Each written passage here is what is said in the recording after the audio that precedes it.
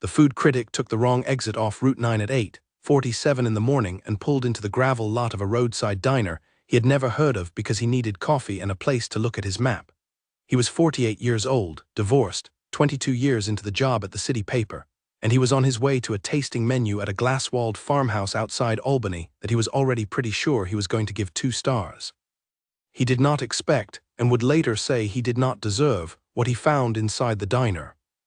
The diner was called Lottie's. The sign was hand-painted on plywood. There were 9 cars in the lot, 3 of them pickup trucks, 2 of them tractors. The front window had a hand-lettered sign that said EGGS Ben. Chef S special until 11. The critic, whose name was Tom Hennessy, would write a column the next morning that 26 million people would read by the end of the week. He did not know that yet. He was thinking about coffee. He pushed the door open, a bell jangled. The waitress was named Bethany. She was in her early 50s with steady hands and the patient face of a woman who had served the same 9 men breakfast for 19 years. She handed Tom a laminated menu and a cup of coffee without him asking and pointed at a booth by the window. Tom said thank you. He set his road atlas on the table. He looked at the menu. He saw the chef's special again. He looked up. "Who makes the eggs Benedict?" he asked. Bethany said Sam does. "Sam makes everything. Is Sam any good?" Bethany did not answer right away. She wiped down the counter. She refilled the coffee in a different booth. She came back to Tom's table and put the carafe down and looked at him for a long, careful second. She said, "Sam is the best cook I have ever worked next to in my life, and I have been working in diners since 1986. You order the eggs." Tom ordered the eggs. While he waited, he looked around. The diner was clean. The vinyl on the booths was new. There was a child's drawing in a plastic frame above the register, a picture of a kitchen drawn by a small hand with 2 stick figures at a stove and crooked letters underneath that spelled Daddy and M.E. Tom stared at it for a moment. He looked away. The narration steps closer now. It rides Tom.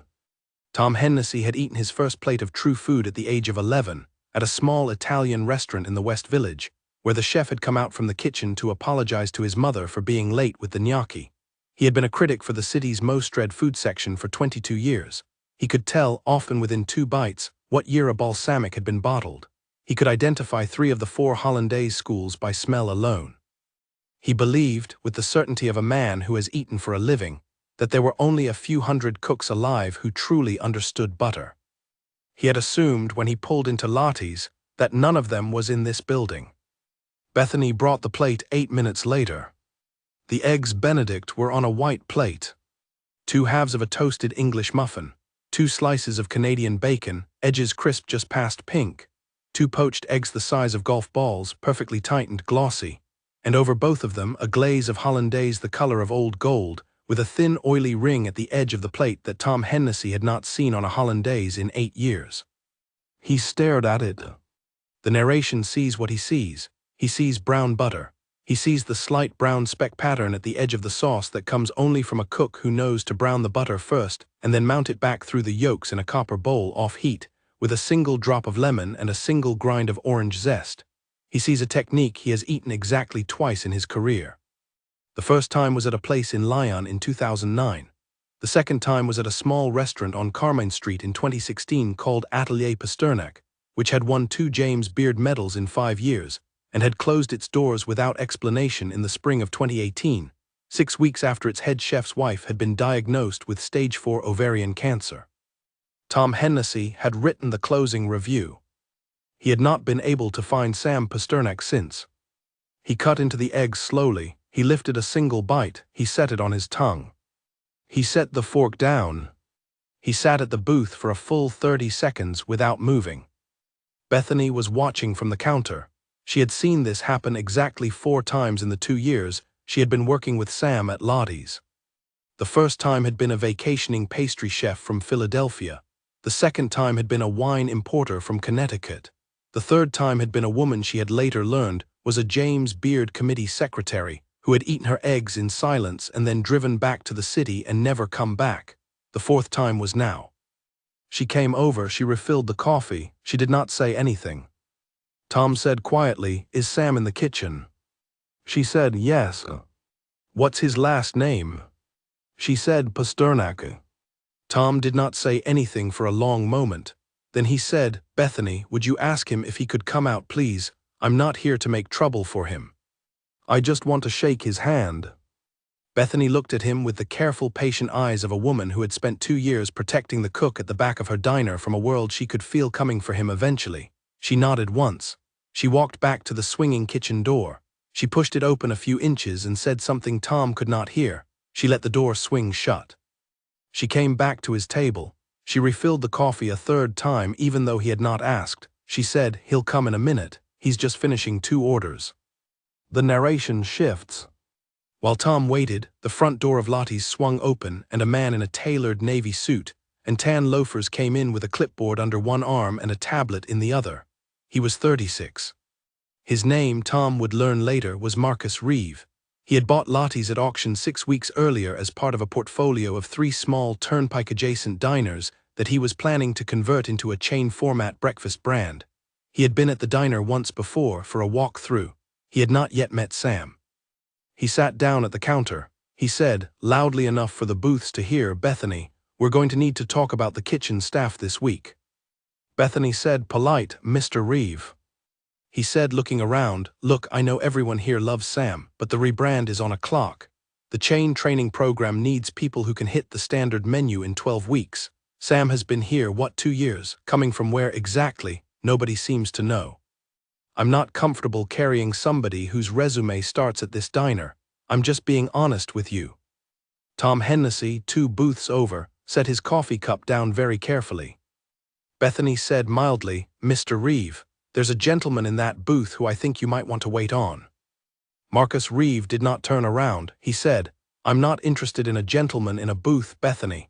I'm interested in this kitchen meeting standard within 6 weeks." The swinging door behind the counter opened. Sam Pasternak walked out. The narration sees him through Tom's eyes. He was 51. He was thinner than he had been in 2018, but the same patient, steady eyes. He was wearing a clean white cook's coat that had been laundered until it was almost soft. He had a folded paper napkin in the breast pocket, which Tom would later learn his daughter Leela put there every morning before school. He had a small wooden spoon tucked behind one ear. He was wiping his hands on a clean cloth. He saw Tom. He nodded once. He recognized him. He did not say a word. Marcus Reeve turned. He saw the cook. He said with the small lift in his voice of a man who is not used to being interrupted, "Sam, we were just talking about the rebrand." Sam said level, "Mr. Reeve." Tom Hennessy stood up. He picked up his coffee. He walked to the counter. He set the coffee down beside Marcus Reeve. He said, polite as a Sunday, "Excuse me, my name is Tom Hennessy. I write the food column at the city paper. I was eating the eggs Benedict at that booth. The cook who made them is Sam Pasternak, of Atelier Pasternak, and his name will be on the front page of the food section tomorrow morning. I came here for coffee, sir. I am leaving here with a column." Marcus Reeve stared at him. Tom turned to Sam. He said, "Chef, I just want to say what I would have said in print in 2018 if anyone had been able to find you. The hollandaise is the same. I have not stopped thinking about it. I am very glad to see you again." Sam said, "Thank you, Mr. Hennessy." The 2 men looked at each other for a long moment over the counter of a roadside diner in upstate New York. The narration, through Bethany now, sees the rest of the room watch. There were 9 men in the booths. None of them moved. The cook with the wooden spoon behind his ear stood across from the food critic with the gray temples and the steady eyes, and Marcus Reeve stood between them holding his tablet. Tom said, "May I ask one question, Chef, off the record just for me?" Sam said, "Of course." Tom said, "Why this kitchen?" Sam was quiet for a moment. He glanced through the front window of the diner toward the school bus stop at the end of the gravel lot. Then he said simply, "Because my daughter's bus picks up at the end of the lot at 7:18 and drops off at 3:40. The kitchen at Atelier started at 11 and closed at 1 in the morning. I cooked for my wife for 17 years, Mr. Hennessy. I am cooking for my daughter now." Tom Hennessy nodded once. He turned to Marcus Reeve. "Mr. Reeve," he said, polite, "I would respectfully suggest you reconsider the kitchen staff conversation. The column runs at 4 a.m. tomorrow. The food world will be at this door by lunch. You can either fire the chef and explain it to them, or you can buy a second coffee pot. Your choice." Marcus Reeve did not say anything. Tom paid his bill in cash. He left a $40 tip on a $14 check. He walked out to his car. He drove to a rest stop 10 miles down the road and sat in the parking lot for 2 hours and wrote the column from memory on his laptop.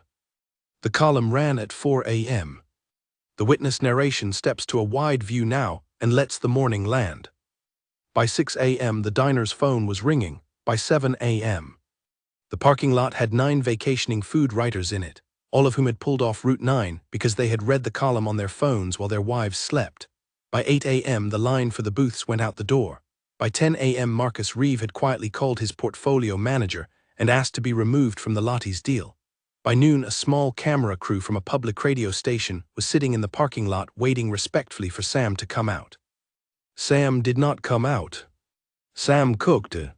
He cooked for 38 people that morning. He cooked the same eggs Benedict 38 times. He did not change the menu. He did not raise the prices. He told Bethany very quietly that he wanted the diner to feel like it had felt at 6 a.m. that morning before the column. She nodded. She kept the room calm. At 3:40 in the afternoon, the school bus stopped at the end of the gravel lot. Sam took off his cook's coat. He hung it on a hook by the back door. He walked out to the end of the lot in his clean white t-shirt and his work pants and his apron strap still tied around his back. His daughter Leela, 9, got off the bus. She had a paper bag with a science project in it and a folded note from her teacher. She saw the line of cars in the lot. She looked up at her father. She said, "Daddy, what happened?" Sam said, "Somebody told a kind story about us, sweetheart." She said, "Was it a good story?" He said, "It was an honest one." He carried her science project for her. They walked back across the gravel together. The food writers and the radio crew and the people in the line for the booths watched them pass. Nobody asked Sam a question. Nobody took a photograph.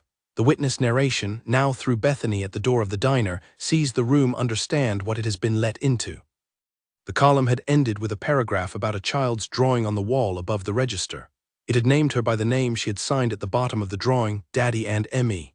It had said that the chef Tom Hennessy had been looking for since 2018 had not been hiding. He had only been making breakfast for his little girl and the men of a small town who came in for their morning coffee. It had said that this was not a comeback. This was a man who had never stopped cooking for the people who mattered to him.